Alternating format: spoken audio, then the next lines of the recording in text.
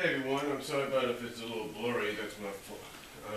Trying to focus it a little bit, but I want to welcome you guys to something I haven't done in a while, on camera, or even audio.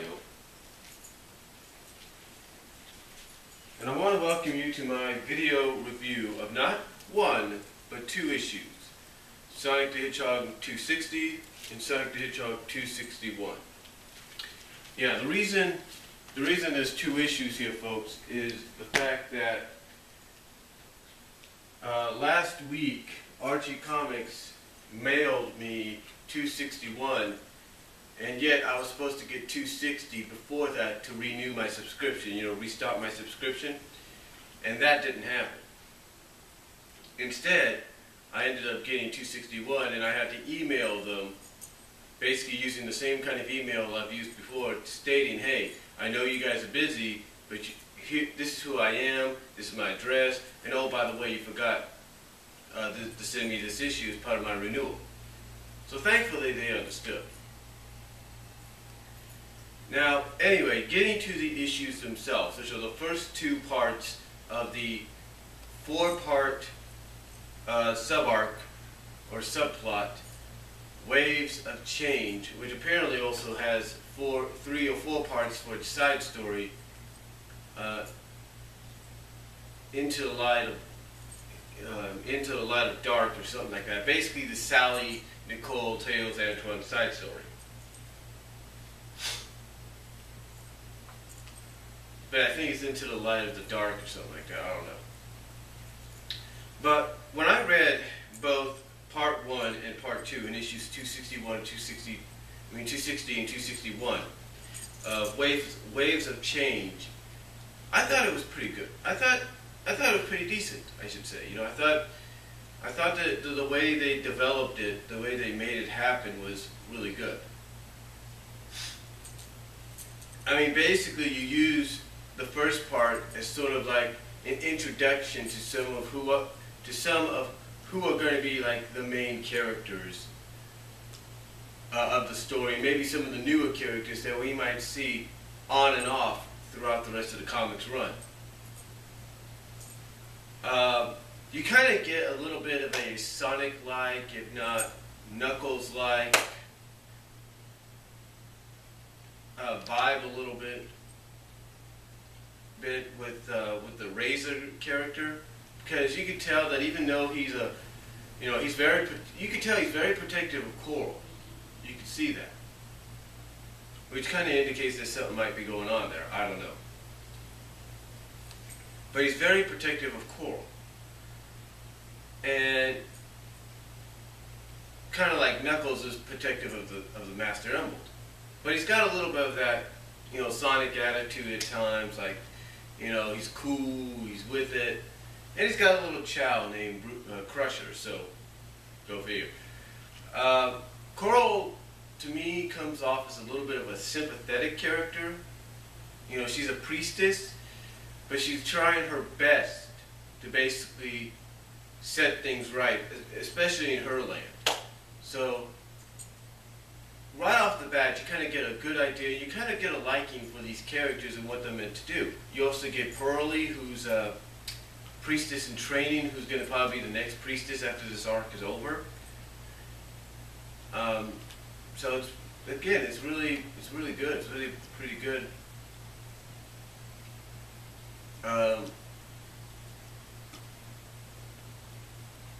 really pretty good. So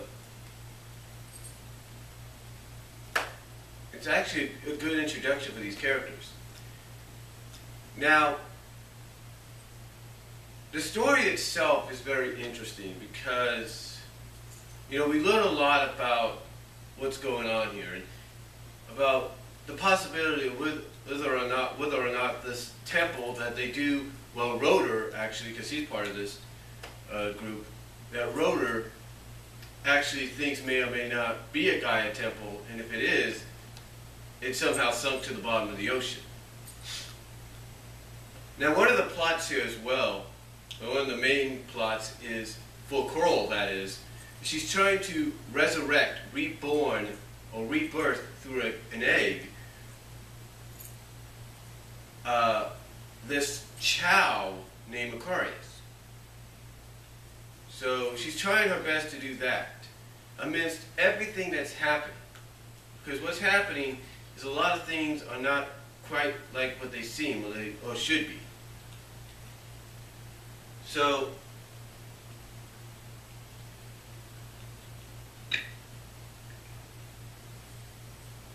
I really kind of like a little bit of what's going on here. And then the main characters themselves, Sonic, Amy, Rotor, because those are the three that went on this mission, I really like the development there. I really do. I mean, Amy, for goodness sakes, you talk about a huge character development. Here's someone that, I know some people might complain about this, but here's someone that's almost like a Sally herself in training. Like basically, she's taking things more seriously. I mean, Sonic's taking them seriously and so is Rotor, but she's taking like a lot of everything that's going on. She's taking it all in and she's taking it very seriously. And I like that. I really do. I like how they developed Amy here. I mean, again, I know some people might say, oh my God, they've turned her into Sally. No, this is Amy with a mixture of a Sally personality. It's an Amy personality and a Sally personality combined into one. Basically, whether you like Ian Flynn or you don't, Ian Flynn, like I said about 222, I will say here, has finally done what no other writer will do, and he has matured Amy to the point that Amy realizes, while she's talking to Coral, kind of having a girl-to-girl, sort of having girl talk, if you will. She's talking to Coral, and she's, you know, in her mind, she's thinking back to when she used to always depend on Sonic to save her, and now Coral is depending on them, if not this Aquarius Chow, to save her world and to help save her. So it's like, you know, what a huge development for Amy. I mean, that is huge. That is really, really huge. And again, I know some people may not like the fact that you see a little bit of the Sally in Amy, but you know what? You have to understand, there are some people that like Amy, they just don't like the clingy, oh, I'm going to chase after Sonic all the time deal. No. They want an Amy that's going to take stuff seriously. I mean, you see in this entire issue that she doesn't even googly eye Sonic or anything, as far as we know, for right now, during the story arc, the sub arc. She doesn't googly eye him or anything. I mean, she's taking a lot of things seriously. She really is. I mean, there are certain situations where she's basically kind of like elbows Rotor. Like one situation, she's elbowing Rotor right in the stomach to kind of keep him quiet because Coral's trying to explain about the spirits sending those three. She has to like do this because Rotor's saying like, oh, we don't know this, but if you could tell, boom, you know. I mean, she's basically taking on a leadership role, if you will. I mean, heck, there's a panel where she's communicating as they're going to lie down for the night. She's communicating with Sally, and it's a nice conversation there. It's a nice conversation between the two, and you can definitely see the concern with not only Sally, but with Amy on if Sonic's feeling all right or not. And believe it or not, Sally's concern, and you'll see this, to me is the first step to bringing the Sonic-Sally relationship back together. Some people may not like to hear that, but I believe it's true. But anyway, it's a nice conversation piece. It really is. Between the two. So a nice reporting conversation piece really is. So I thought part one was decent for the main story. I just, you know, I couldn't think of anything better to start out like a sub-arc with. But it's a decent story. I thought it was pretty well done. You know, I like the fact that it ends with you meeting some other characters, and it leads you into 261. Now, as far as the side story goes, the side story I thought was a neat little side story. You have Sally, you know, you could tell a little bit that Sally's got a little bit of that almost like up and down, let's do it too kind of deal. A little bit of that Sonicness in her. Not the cocky, you know, ego-ness or anything, but more like, hey, let's get going, let's do it to it kind of deal. So you can see that with Sally in the side story, and I like how originally her plan in the first part of this side story, she basically wants to get in and get out before Eggman notices that they were there to find the Chaos Emerald. You know, they want to get in, they want to get out.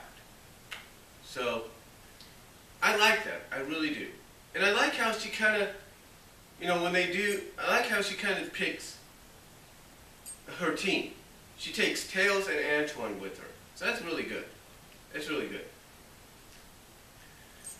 And when she takes them with her, they're looking around, they finally find what they're looking for. And I think Tails says something like, you know, this is kind of, you know, it'd be a little hard and kind of stuff like that.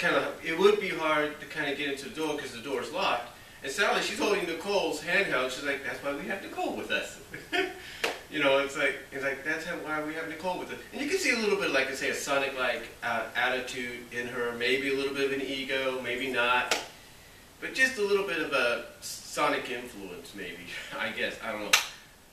But it's really, the side story I thought was pretty good. Because basically the plan is they just want to get in and get out. So they're exploring through these caves and all that, and you kind of get a little bit of a moment, if you will, with you know, Sally, again, being concerned about Sonic when Tails asks her, you know, about this whole gases and stuff coming through and that he thinks Sonic's going to be okay. And you kind of see the concern on Sally. And then they finally reach the final destination, the final door they have to get into, and then they unlock it, and then that's where the side story ends for part one. Because they're like, oh my God, what are we looking at, kind of deal. And it leaves you on that cliffhanger. So overall, issue 260 for part one of Waves of Change and part one of the In Light of the Dark side story, I believe it's called, I thought were pretty good. I thought they were decent.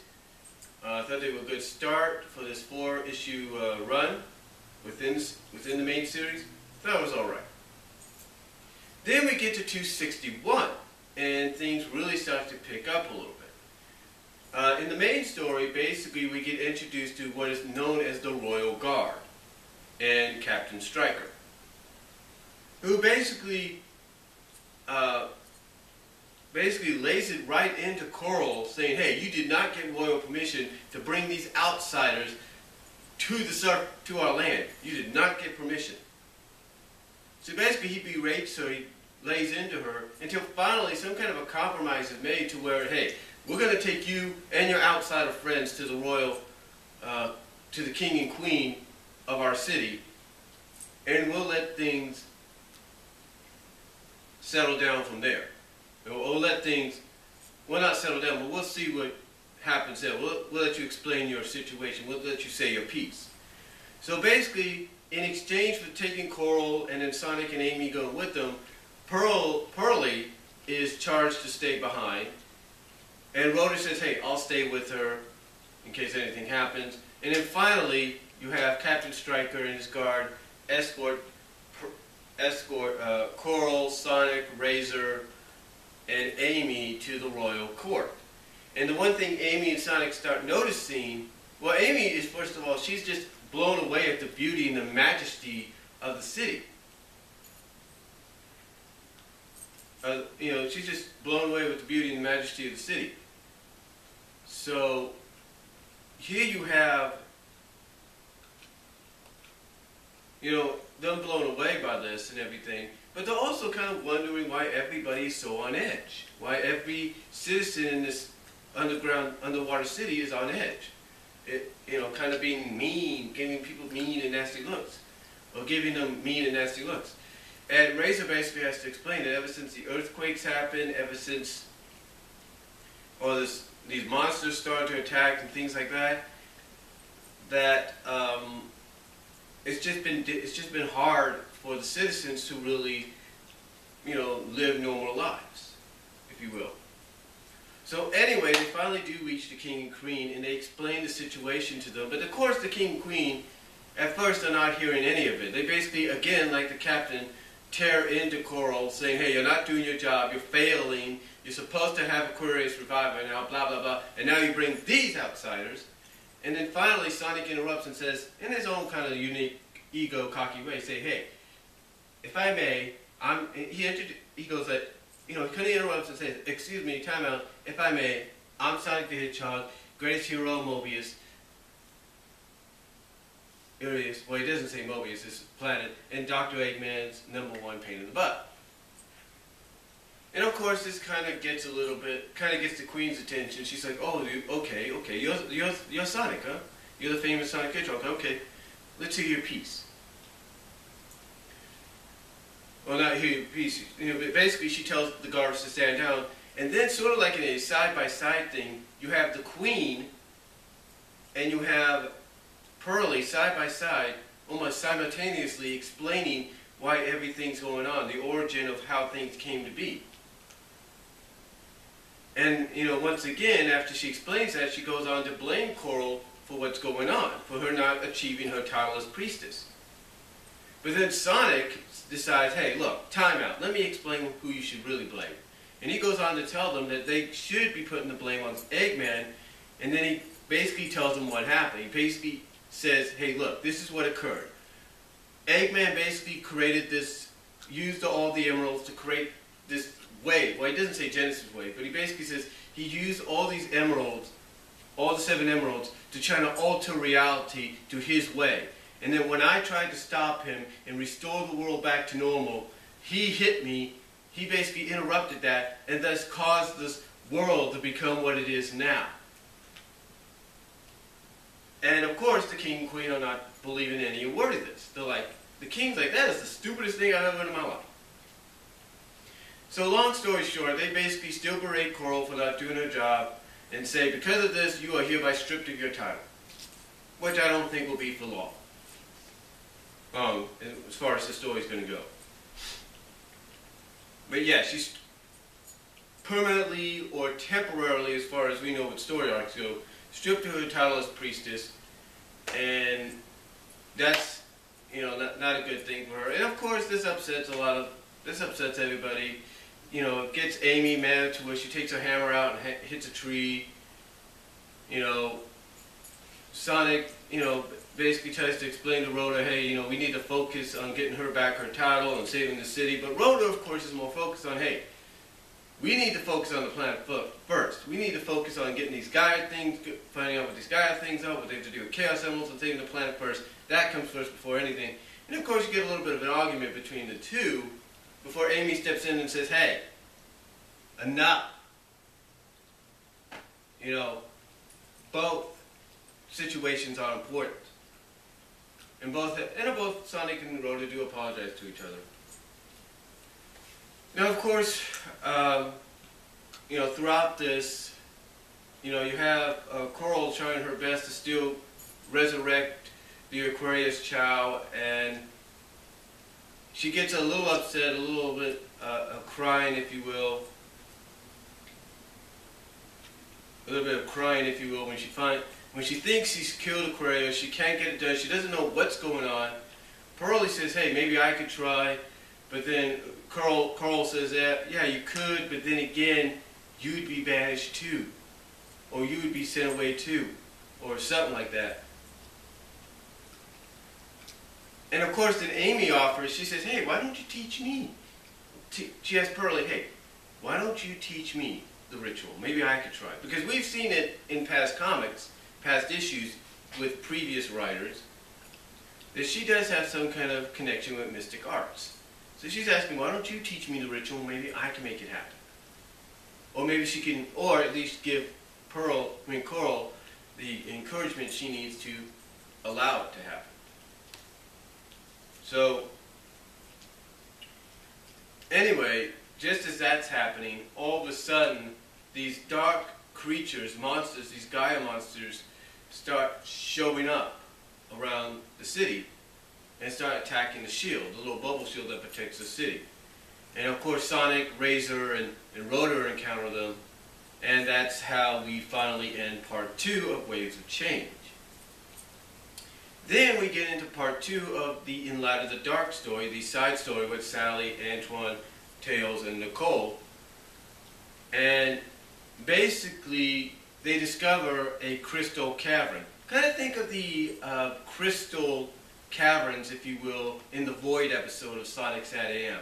Something like that. They notice the crystalness and everything, and they're just taken back by the majestic beauty of it a little bit, especially Sally. Especially Sally, because when not Rhoda, but when Antoine mentions how beautiful it is and everything, you kind of, how beautiful it is and how this survives all this destruction that's going on. You kind of see Sally with this little, look on her face in a panel, like a regrettable look. And you could tell it's two ways. You could see that she kind of has that regrettable look that goes back to when she was Mecha Sally and how she, as Mecha Sally, helped Eggman destroy places like that against her will. So, but yeah, they realize, but we kind of get that side panel, and then, then basically they come up with the idea to have Tails take Nicole to go find the emerald because it's close by. So, basically Sally gives Nicole to Tails, and that ought to make any Tails and Nicole shippers happy because you get some moments between them. Some fun interactive moments where, they're looking and everything, because Tails can fly through the areas that obviously Sally and Antoine can't get through. Well, not fly through the areas, but fly down through areas that they can't get to. Because I think there's a big hole that occurred because of the earthquakes. But yeah, he basically flies with Nicole to go find the emerald. They find it. And this is, like I said, this is a nice conversation between them. And they finally get back, after they find it, they finally get back to Sally and Rotor. And, Sally, and of course, Sally starts contemplating. Again, you kind of get a moment with her. Because, you have Antoine, you have Tails, and I think even, kind of talking about how beautiful this is, how majestic this is, and it's going to be a shame to see it get destroyed. Or be a shame for it to see it go and all that. And Sally's just contemplating, she's getting that regrettable look. She says, no, we can't and basically she starts realizing, you know what, we cannot let this happen. We cannot let this place go down without a fight.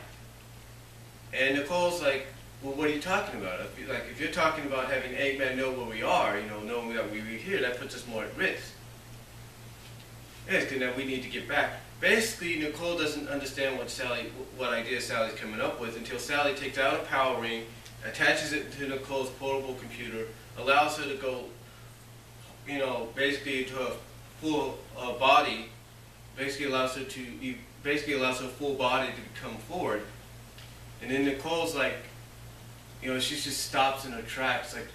She now understands what Sally's talking about the beauty and the majesticness of these caverns, of these caves, and how they cannot let Eggman destroy this.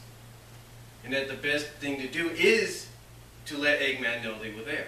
That, yeah, even though it puts them at risk, they let him know that they were there, and that they will protect areas like this from him. So basically that's how the comic ends, that's how the side story ends, the second part of the side story ends, with Sally basically saying the thing now to do is to not only alter the plan, our original plan, but to let Eggman know, hey, we were here, and that while this is happening, you see all these burrow bots and dig bots and all that starting to awaken because they had a time limit with the security system being hacked into and shut down.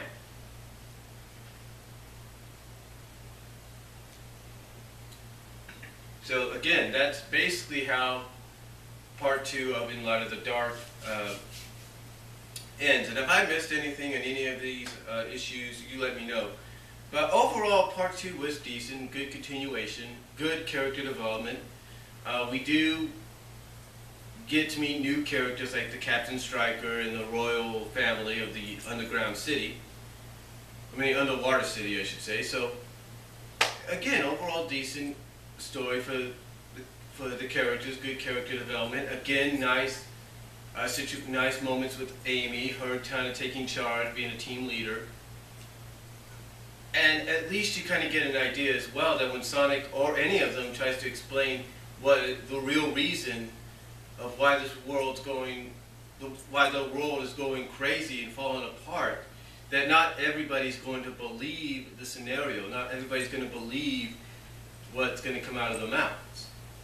You know, they're not going to believe, oh, this can't be because of this, because they've been trying to change reality, blah, blah, blah. They're not going to believe that. So you kind of get an idea that no matter, that they're going to encounter people that are not going to believe a word they say. The second story, very good. I mean, again, you kind of get these moments, basically now we see that Sally kind of regrets what she did as Mecha Sally when they mention the beauty of the caverns and all that. And I like how she basically has to show Nicole that Nicole doesn't, I like how it kind of shows you that when Nicole's in her portable form, she doesn't see everything. She doesn't see everything that they're talking about until she becomes full body, you know, until she gets her whole body out and she's standing side by side with them. You know, so, you know, and you kind of get a development there where it's like she's got to be physically out in the open, not just in a computer, but physically standing by her friends to get a bit of perspective of what's going on at times. So, yeah, decent story though, and everything, and decent continuation with the side story, and I look forward to see what happens in the next few weeks. Overall, very well done for these two issues. Good start with these two parts, and just have to wait and see what they got planned for the next few weeks, in the next month or so. And that's really all I can say. I mean, it's decent. I highly recommend you read these issues, download them on your apps. If you got the Sonic Archie Comics app, download, buy the comics, download them, read them. They're really, really a fun read. So overall, if I was to give it a grade, I'd give maybe a 7 out of 10 on both issues, which means basically a 14 out of 20. Yeah, not bad.